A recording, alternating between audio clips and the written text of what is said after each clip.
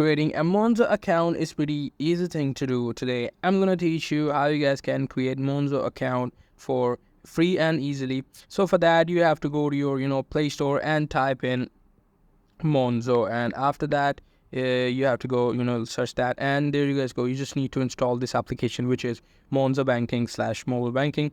After that you have to open up this application.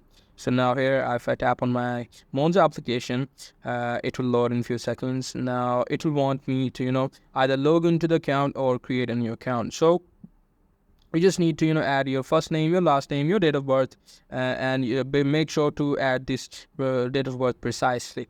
After that you just have to click on this next. After that you will be able to add your information about your account, information that you want to add, and your account, after adding all your details, should be ready to use.